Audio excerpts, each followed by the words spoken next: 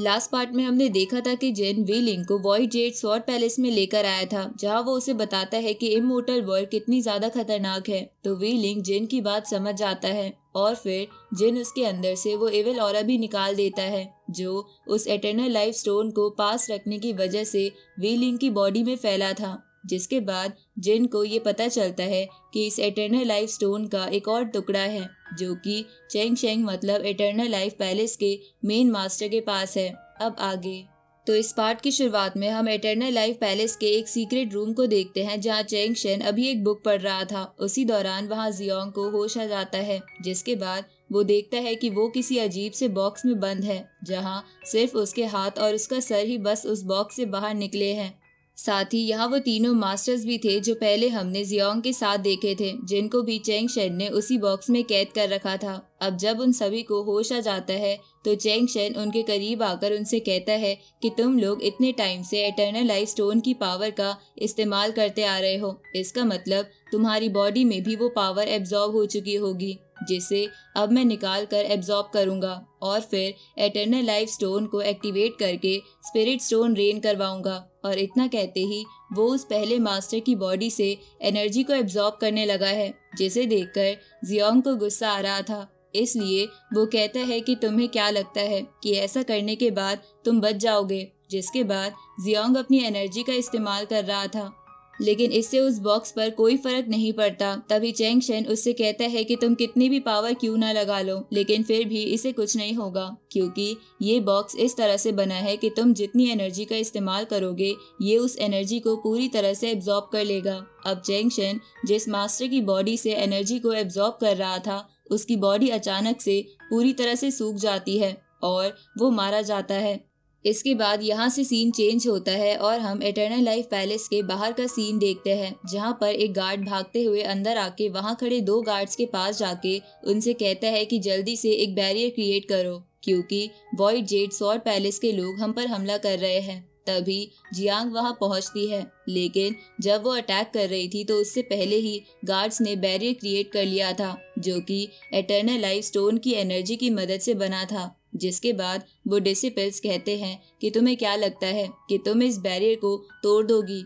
उसी वक्त वहां जिन आ जाता है और नीचे जंप करते हुए अपनी एनर्जी को रिलीज करता है, जहां उसकी एनर्जी उस पूरे बैरियर को कवर करते हुए उसे ब्रेक कर देती है। लेकिन वो दोनों डिसिपल जिन पर हमला करते हुए कहते हैं कि हम तुम्हें अंदर नहीं जाने देंगे, पर इतने में ही जिन फिर से अपनी एनर्जी को रिलीज करता है, जिसकी वजह से वो दोनों डिसिपल्स पीछे की तरफ जाके गिरते हैं। इसके बाद जिन उनसे कहता है कि चेंग शेन जहाँ कहीं भी हो उसे यहाँ लेकर आओ, लेकिन इस पर वो गार्ड कहते हैं कि अब तुम कुछ नहीं कर सकते, हमारा प्लान वैसे भी अब तक कामयाब होने ही वाला होगा। ये सुन के जियांग तुरंत ही सामने आकर अपनी तलवार निकाल लेती है और कहती है कि सीनियर थोड़े काइंड है, लेकिन मैं नहीं हूँ। अगर तुमने हमारे सवालों के जवाब नहीं दिए तो तुम्हारे साथ अच्छा नहीं होगा। जिससे वो गार्ड्स थोड़े डर जाते हैं।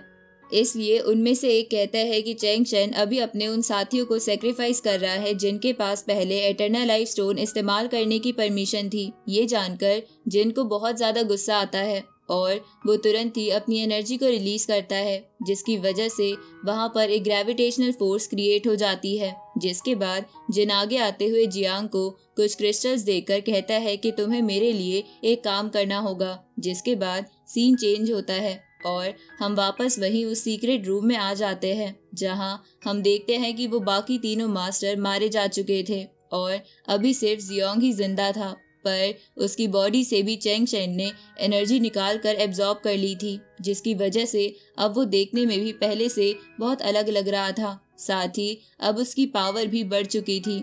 लेकिन तभी वो देखता है कि उसका कैसल हिल रहा है, जो देखकर वो समझ जाता है कि ये जिन का ही काम है। जिस पे वो जियोंग से कहता है कि तुम्हारा दोस्त तो बहुत ताकतवर लगता है, लेकिन इस चीज का कोई फायदा नहीं, क्योंकि मेरा काम हो चुका है और मैं बिना किसी प्रॉब्लम के स्पिरिट स्टोन रेन करवा सकता हूँ। और इतना कहते हुए वो वहाँ से निकल जाता है, लेकिन जियोंग अभी भी उस बॉक्स में कैद था। पर तभी जिन वहाँ आ जाता है और अपनी एनर्जी से उस बॉक्स को तोड़ देता है। जिसके बाद जिन जियोंग के पास आकर उससे पूछता है कि तुम ठीक तो हो, जिस पर जियोंग कहता है कि हाँ मैं ठीक हूँ, लेकिन तुम्हें जल्द से जल्द चेंग शेंग को रोकना होगा। क्योंकि वो स्पिरिट स्टोन रेन करवाने वाला है। तभी वहाँ जियांग भी आ जाती है और कहती है कि सीनियर, आपने मुझे जो करने कहा था वो मैंने कर दिया है। साथ ही जियांग को मैं संभाल लूंगी, आप जाकर चेंग शेन को रोकिए। अब सीन चेंज होता है और हम चेंग शेन को देखते हैं जो अभी स्पिरिट स्टोन रेन करवाने के लिए एक खास जगह पर आ गया था जहाँ पर कुछ ड्रैगन्स के स्टैचू बने हुए थे। तो चेंग शेन उन पर एनर्जी डालता है और अपने उस एटर्नल लाइफ स्टोन को एक्टिवेट करता है, लेकिन तभी वहाँ पर जिन आ जाता है और उसे रुकने को कहता है क्योंकि ऐसा करने से काफी लोग मारे जाएंगे। लेकिन इस पर चेंग शेन कहता है कि ये बात तुम मुझसे कह रहे हो, तुमने खुद भी इस दूसरे एटर्नल लाइफ स्टोन को पाने के लिए वीलिंग को मार दिया, जिसकी वजह से हम दोनों अलग नहीं हैं। इसलिए हमें आपस में लड़ना नहीं चाहिए बल्कि हाथ मिला लेना चाहिए। और वैसे भी हमारे फायदे के लिए अगर कुछ लोगों को सेक्रीफाइस होना भी पड़े तो इसमें कोई बुराई नहीं है। अब उसकी ये बात सुनकर जिन भी कहता है कि हाँ तुम बिल्कुल सही कह रहे हो, जिसके बाद जिन उसे वो दूसरा एटर्नल लाइफ स्टोन भी दे देता है, जिसपे चेंग शेन जिन से कहता है कि तुम बहुत समझदार हो, आगे चलकर हम दोनों मिलकर इस वर्ल्ड पर राज करेंगे। इसके बाद चेंग शेन ने उन दोनों स्टोन का इस्तेमाल करते हुए चारों ड्रैगन पिलर्स को एक्टिवेट कर लिया था, जिसके बाद उनसे बहुत ही ज्यादा एनर्जी निकलने लगती है। लेकिन उसी समय जिन उसे एक एटर्नल लाइफ स्टोन को रिप्लेस कर देता है, जिसके बाद अचानक से उसे एक एटर्नल लाइफ स्टोन की एनर्जी पूरी तरह से चेंज हो चुकी थी। साथ ही अब वो फॉर्मेशन भी बदल गया था जो चेंग शेन बनाने की कोशिश कर रहा था और इससे एक अलग टाइप का फॉर्मेशन क्रिएट होता है, जिसकी वजह से चेंग शेन स्पिरिचुअल चेन से बन जाता है। तो वो जिन से कहता है कि ये तुमने कब किया और तुमने एटर्नल लाइफ स्टोन की एनर्जी को रिवर्स कैसे कर दिया। इस पर जेन कहता है कि अच्छा तो तुमने ये चीज नोटिस कर ली है, लेकिन इसका कोई फायदा नहीं क्योंकि अब बहुत देर हो चुकी है और तुम जो कुछ भी करना चाहते थे वो तुम इस दुनिया में तो नहीं कर पाओगे, लेकिन दूसरी दुनिया में तुम फिर से कोशिश करना। इसके बाद जिन अपनी एनर्जी से उसे वहां से गायब कर देता है, जिसकी वजह से वहां एक ब्लास्ट होता है और हम देखते हैं कि वो दोनों ही स्टोन वहां नीचे गिर गए थे। लेकिन तभी उनमें से एनर्जी निकलना शुरू होती है और वो दोनों ही स्टोन फिर से अपने आप हवा में आ जाते हैं क्योंकि जो स्पिरिचुअल एनर्जी अभी उनके बीच में कनेक्ट हुई थी वो उन्हें मैनिपुलेट कर रही है और इसी वजह से उनसे बहुत ही ज्यादा हाई एनर्जी निकल रही है। जिसके बाद जो चेंग शेंग करना चाहता था वो अपने आप ही वैसा करने लगते हैं, लेकिन जिन भी वहीं खड़ा था और वो कहता है कि मेरे होते हुए तुम ऐसा नहीं कर सकते। और इतना कहते हुए वो भी अपनी स्पिरिचुअल एनर्जी को एक्टिवेट करके आसपास की जितनी भी स्वॉर्ड्स थी उन सभी को अट्रैक्ट करना शुरू कर देता है। जहाँ ऐसा करने से जियांग, जियोंग, फैंग और साथ ही साथ वो तियान की सिटी के जो सोल्जर्स वापस लौट रहे थे उन सभी की भी तलवारें निकलकर जिन की तरफ आने लगती है क्योंकि वो सभी स्वॉर्ड स्पिरिचुअल एनर्जी से कनेक्टेड थी। अब जिन उन सभी का इस्तेमाल करते हुए दोनों एटर्नल लाइफ स्टोन पर हमला करता है, जहाँ सारी स्वॉर्ड कंबाइन होकर एक बड़ी स्पिरिचुअल स्वॉर्ड में बदल जाती है। अब जैसे ही वो बड़ी स्वॉर्ड वहां जाकर उन स्टोन्स को लगती है तो एक बड़ा धमाका होता है, जिसके बाद उन दोनों स्टोन्स की स्पिरिचुअल एनर्जी रुक गई थी। इसके बाद हम 3 दिन बाद का समय देखते हैं जहां हमें पता चलता है कि 3 दिन पहले जिन वहां चेंग शेन के पैलेस से वो किताब उठा लाया था जिसका इस्तेमाल कर Cheng Shen spirit stone rain करवाने की कोशिश कर रहा था। जहां जिन उस किताब में देखता है तो उसे पता चलता है कि चेंग शेन इसी की मदद से उन दोनों एटर्नल लाइफ स्टोन को कनेक्ट करने की कोशिश कर रहा था। तभी वहां जियांग और जियोंग आते हैं जो जिन से पूछते हैं कि ये किस आइलैंड की किताब है, जहां उन्हें पता चलता है कि चेंग शेन को ये किताब उस एक एटर्नल लाइफ स्टोन के पास से ही मिली थी और उस आइलैंड को सायरन आइलैंड कहा जाता है जो कि यहाँ से थोड़ा दूर है। तभी जियोंग कहता है कि ये बहुत खास आइलैंड है क्योंकि इसके बारे में एक कहानी बहुत फेमस है, जहां वो बताता है कि यहाँ पर कुछ ऐसे लोग रहते हैं जो स्पिरिट स्टोन रेन के पहले से ही कल्टीवेशन जानते थे, लेकिन उन्हें आज तक किसी ने नहीं देखा है।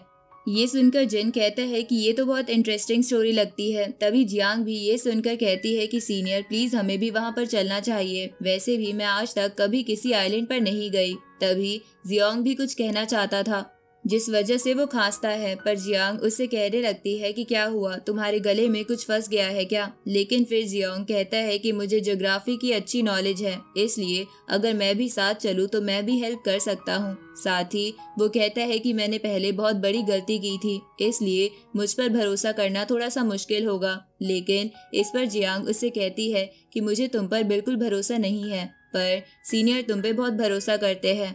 तभी जिन खड़ा हो जाता है और कहता है कि मुझे तुम्हें साथ ले जाने में कोई प्रॉब्लम नहीं है, बस तुम जियांग से पंगा मत लेना। अब इतना कहते हुए वो लोग उस लेजेंडरी सायरन आइलैंड की तरफ निकल जाते हैं और इसी के साथ ये पार्ट यहीं खत्म होता है।